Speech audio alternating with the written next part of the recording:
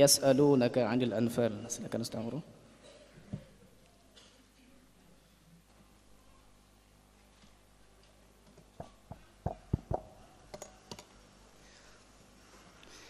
Bismillahirrahmanirrahim.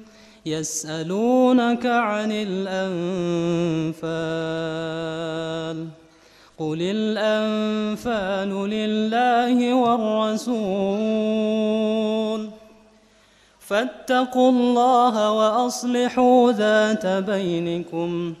وأطيعوا الله ورسوله إن كنتم مؤمنين إنما المؤمنون الذين إذا ذكر الله وجلت قلوبهم وإذا تليت عليهم آياته زادتهم إيمانا وعلى ربهم يتوكلون الذين يقيمون الصلاة ومما رزقناهم ينفقون أولئك هم المؤمنون حقا لهم درجات عند ربهم ومغفرة ورزق كريم كما أخرجك ربك من بيتك بالحق وإن فريقا من المؤمنين لكارهون يجادلونك في الحق بعدما تبين كأنما يساقون إلى الموت وهم ينظرون وإذ يعدكم الله إحدى الطائفتين أنها لكم وتودون أن غير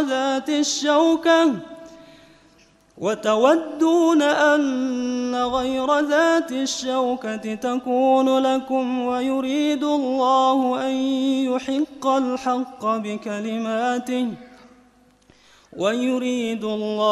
أن يحق الحق بكلماته ويقطع دابر الكافرين ليحق الحق ويبطل الباطل ولو كره المجرمون إذ تستغيثون ربكم فاستجاب لكم أني ممدكم ب1000 من الملائكة مردفين وما جعله الله إلا بشرى ولتطمئن به قلوبكم وما النصر إلا من عند الله إن الله عزيز حكيم إذ يغشيكم النعاس أمنة منه وينزل عليكم من السماء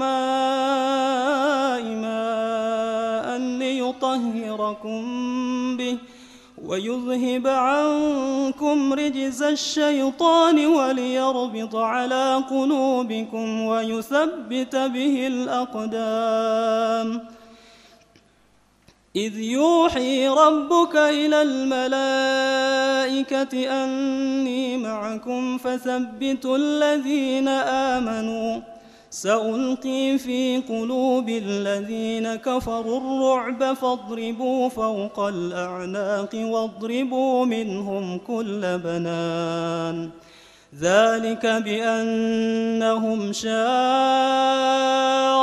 الله ورسوله ومن يشاقق الله ورسوله فإن الله شديد العقاب ذلكم فذوقوا وأن للكافرين عذاب النار يا أيها الذين آمنوا إذا إذا لقيتم الذين كفروا زحفا فلا تولوهم الأدبار ومن يولهم يومئذ دبره إلا متحرفا لقتال أو متحيزا إلى فئة فقد باء بغضب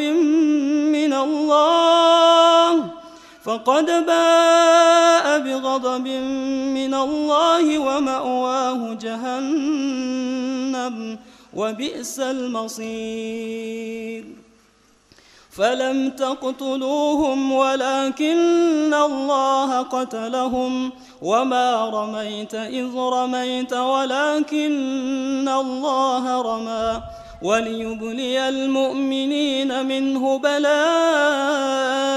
حسنا إن الله سميع عليم ذلكم وأن الله موهن كيد الكافرين إن تستفتحوا فقد جاءكم الفتح وإن تنتهوا فهو خير لكم وإن تعودوا نعد ولن تغني عنكم فئتكم شيئا ولو كثرت وأن الله مع المؤمنين يا أيها الذين آمنوا أطيعوا الله ورسوله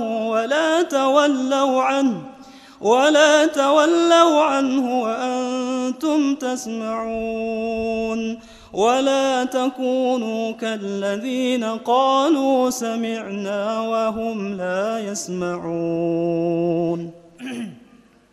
Sidang jamaah rahimakumullah, surat Al-Anfal adalah surat Madaniyah. Dan surat Al-Anfal adalah surat yang turun di Madinah di awal-awal. Sekitar tahun ke-2 atau 3 Hijriah. Karena surat ini bercerita tentang perang Badar. Adapun surat Al-A'raf yang kita baca tadi, ini surat Makkiyah yang turun menjelang Rasulullah hijrah. Yas'alunaka 'anil anfal. Ada yang bertanya kepada Nabi sallallahu alaihi wasallam tentang anfal. Apa itu anfal? Anfal adalah harta rampasan perang. Merupakan kekhususan bagi umat ini, dihalalkan untuk membagi harta rampasan perang. Kalau kita perang dengan orang lain, kemudian orang lain itu kalah, halal bagi kita untuk menawarnya kalau dia masih hidup, dan halal bagi kita untuk mengambil barangnya. Ini merupakan kekhususan umat ini. Adapun di zaman Nabi Musa dulu, cara menyelesaikan masalah harta rampasan perang adalah semua harta rampasan perang dikumpulkan di tanah lapang. Kemudian mereka berdoa kepada Allah, wahai Allah, inilah hasil kami berperang. Kemudian turun api dari langit dan api ini membakar semua harta tersebut. Ini bentuk kalau Allah redha dengan amalan mereka dulu. Nah sekarang pada zaman umat Nabi Muhammad sallallahu alaihi wasallam dalam hadis Bukhari, wa uhillat liyal ghanaim, dan dihalalkan bagiku ghanaim. Harta rampasan perang ini ada 3 jenisnya. Pertama, ada yang disebut dengan ghanimah, jamaknya ghanaim. Harta rampasan perang yang memang didapati setelah berperang dan kita menang. Ini namanya ghanaim. Yang kedua namanya fai. Fai ini harta rampasan perang yang kita dapatkan tanpa ada perperangan. Artinya awak kamu menyerang orang, tapi orangnya lari. Kambiangnya tinggal, untunya tinggal. Kok ada otot itu bau sekali. Yang ketiga ada namanya salb. Salbun ini jika ada yang perang tanding 1 lawan 1, kemudian yang ini kalah, salah satunya kalah, boleh bagi yang lain untuk mengambilnya. Yang menang ini boleh mengambil harta yang kalah. Ini namanya salb. Jadi ada salbun, ada fai, ada ghanimah. Ini harta rampasan perang. Pembagian nanti ada di rubu' ketiga surat Al-Anfal ini insyaallah taala. Ayat yang kedua, innamal mu'minuna allazina amanu innamal mu'minuna allazina idza dzukirallahu wajilat qulubuhum. Hanya orang beriman adalah orang yang jika dibacakan ayat Allah taala, hatinya bergetar. Wa idza tuliyat alaihim ayatuhu zadatuhum imana. Dan jika dibacakan ayat Allah Ta'ala, maka dia bertambah imannya. Kini yang bertanya je, ketika ayat Allah dibacakan, lebih bergetar hati anda. Akini bertanya, modea hati bergetar. Mana iko? Yang dimaksud hati bergetar di sini adalah tarasur ini. Ada perubahan di hatinya ketika dia mendengar ayat ini, atau merinding bulu kuduknya ketika dia mendengar. Ini salah satu tanda kalau imannya lagi rancak. Tapi bagaimana kalau misalkan dia biasa-biasa saja, dia tidak ngerti. Dibaca orang ayat azab, dibaca ayat rahmat samonya. Ini barangkali karena tidak mengerti. Ini kita sebut juga orang beriman walaupun imannya tidak sempurna. Sekarang ada pertanyaan. Di ayat ini dikatakan kalau jika dibacakan ayat Allah Ta'ala hatinya bergetar. Tapi ada ayat di surat Az-Zumar, surat ke-39, ayat ke-23. Tadi sudah dibacakan oleh Ustaz Ihsan tadi. Allahu nazzala ahsanal hadisi kitaban mutasyabihan masani. Taqasha'irru minhu juludul lazina yakhshawna rabbahum. Summa talinu juluduhum wa qulubuhum ila zikrillah. Ayat ini memunculkan pertanyaan seperti ini. Bukankah dalam ayat surat Ar-Ra'du, ala bi zikrillahi tatma'innul qulub, ketahuilah dengan zikir kepada Allah hati akan menjadi tenang. Hati menjadi tenang, tapi di sini hati menjadi bergetar. Sementara yang termasuk zikir adalah membaca Quran. Apa cara mengumpulkannya? Inyak hati tenang, inyak hati bergetar. Kalau bergetar berarti tidak tenang. Ibu dan bapak sekalian, ulama cara mengumpulkannya dua. Ikut hati bergetar, ikut hati tenang. Satu, berbeda kondisi. Ayat yang dibaca berbeda. Jika yang dibaca adalah ayat-ayat tentang azab, maka hatinya bergetar karena dia takut. Adapun jika dia membaca ayat-ayat tentang surga dan rahmat Allah Ta'ala, hatinya menjadi tenang. Ini satu pendapat ulama. Yang kedua, sebetulnya itu hanya proses saja dan tidak bertentangan. Orang kalau dia menangis karena menyesal dosa sudah terlalu banyak, apa yang kita rasakan setelah menangis? Apakah hati menjadi tenang atau hati menjadi rusuh? Hati menjadi tenang ketika kita memang menangisi dosa kita. Pertama yuk, berarti you takut pertama. Tapi nanti hasil kemudian akan tenang. Inilah yang maksud dari ayat yang kita baca tadi. Allahu nazzala ahsanal hadisi kitaban mutasyabihan masani. Allah yang menurunkan sebaik-baik kalam mutasyabihan, yang serupa-serupa, masani, yang berulang-ulang. Bagaimana prosesnya? Taqasha'irru minhu juludul lazina yakhshawna rabbahum. Merinding bulu kudu orang yang membacanya. Summa, kemudian apa prosesnya? Summa talinu juluduhum wa qulubuhum ila zikrillah. Tapi setelahnya merinding, kemudian hatinya menjadi tenang. Berarti pertama, beda kondisi. Yang kedua adalah proses. Takut dulu baru nanti akan tenang. Kemudian ayat yang ke-17. Wa ma ramaita iz ramaita walakinna Allah rama. Falam taqtuluhum walakinna Allah qatalahum. Wa ma ramaita iz ramaita walakinna Allah rama. Kalian sebetulnya tidak membunuh musuh kalian, akan tetapi Allah lah yang membunuh. Wa ma ramaita, dan engkau wahai Nabi Muhammad, engkau tidak memanah ketika engkau telah memanah. Abalo cara apa? Falam taqtuluhum walakinna Allah qatalahum. Kalian tidak membunuh mereka, tapi Allah yang membunuh mereka. Padahal sahabat yang mengangkat pedang, kemudian sahabat yang menebaskan pedang sehingga orang itu mati. Dan Nabi yang melepaskan panah sehingga orang itu mati. Tapi kok dibilang engkau tidak memanah ketika engkau telah memanah? Aku tidak memanah, aku memanah maksudnya. Sidang jamaah rahimakumullah. Yang dimaksud dengan falam taqtuluhum, kalian tidak membunuh atau engkau tidak memanah, artinya engkau tidak bisa menjamin hasil dari panahan engkau. Karena yang bisa menjamin adalah Allah Ta'ala, sehingga orang itu mati. Karena boleh jadi orang itu dipanah tapi dia tidak mati, boleh jadi. Walaupun engkau memang sudah melepaskan busur, engkau sudah melakukan usaha, tapi hasilnya Allah Ta'ala yang menentukan. Ini maksudnya. engkau tidak melempar yang bisa menjamin kematian, tapi engkau hanya melempar usaha saja. Ini maksud dari ayat ini. Wallahu taala a'lam. Selanjutnya, inna syarrad dawabi 'indallah.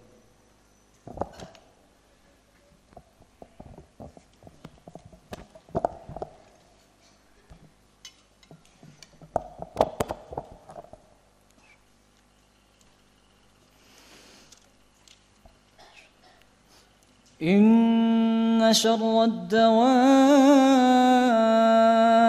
عند الله الصم البكم إن شر الدواب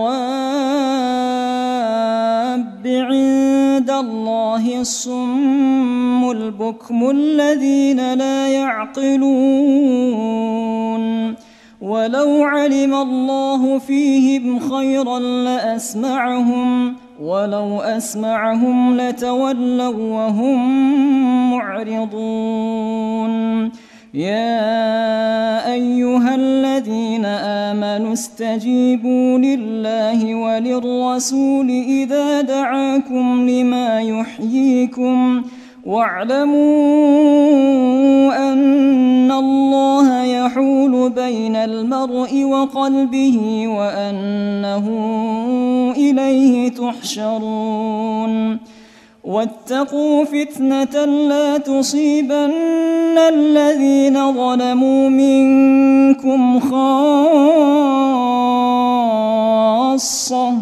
واعلموا أن الله شديد العقاب واذكروا إذ أنتم قليل مستضعفون في الأرض تخافون أن يتخطفكم الناس فآواكم وأيدكم بنصره ورزقكم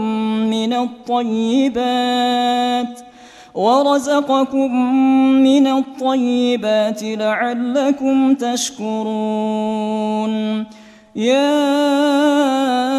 أيها الذين آمنوا لا تخونوا الله والرسول وتخونوا أماناتكم وأنتم تعلمون واعلموا أنما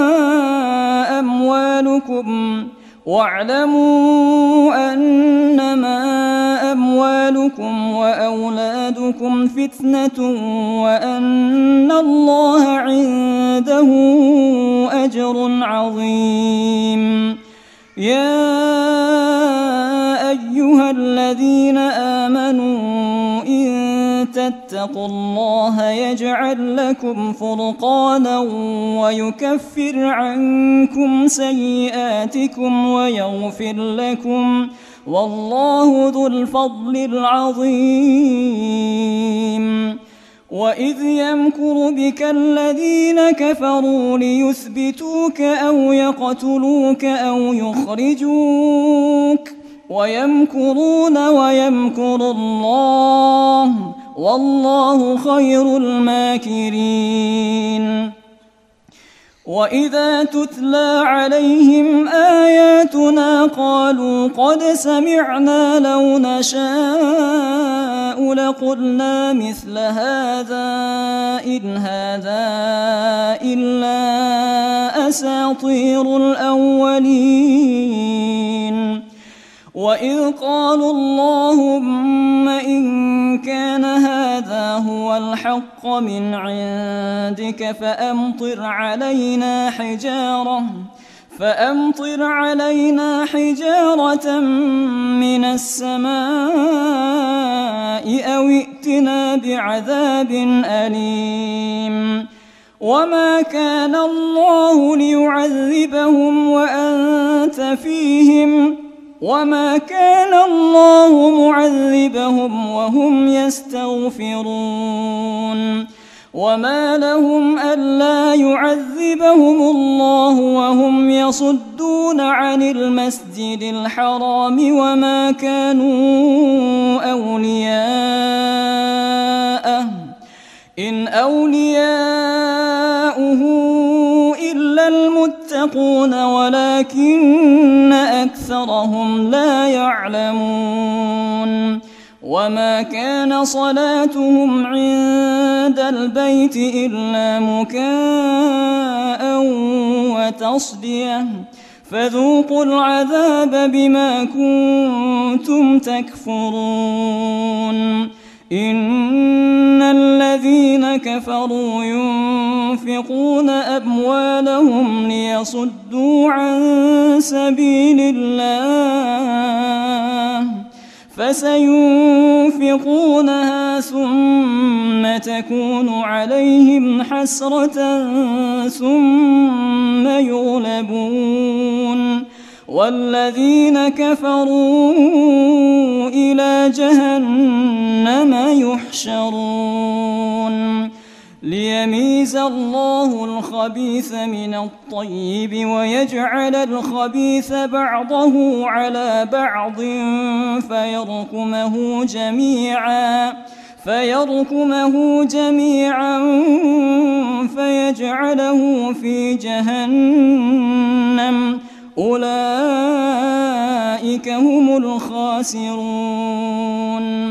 قل للذين كفروا إن ينتهوا يغفر لهم ما قد سلف وإن يعودوا فقد مضت سنة الأولين وقاتلوهم حتى لا تكون فتنة ويكون الدين كله لله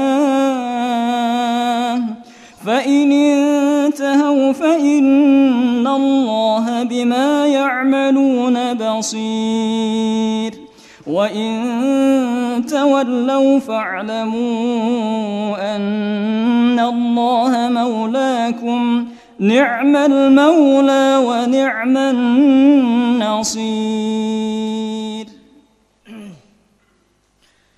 Sidang jamaah rahimakumullah. Ayat ke-25. Wattaqu fitnatan la tusibanna allazina zalamu minkum khassah wa'lamu anna Allaha syadidul iqab.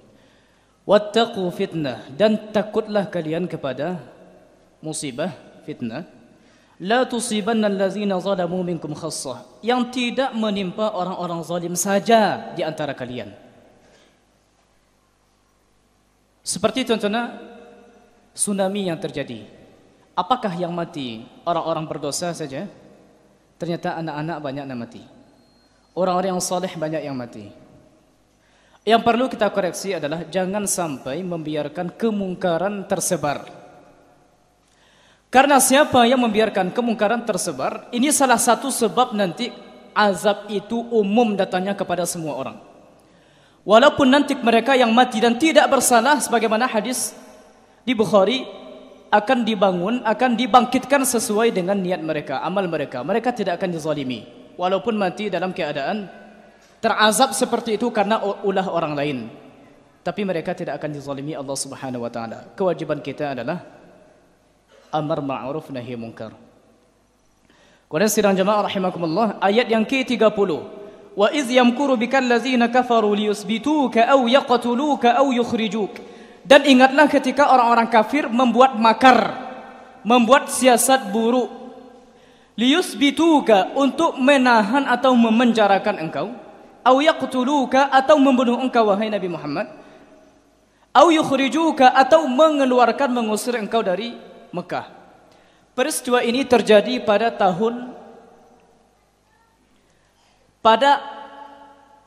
akhir tahun Rasulullah berada di Madinah.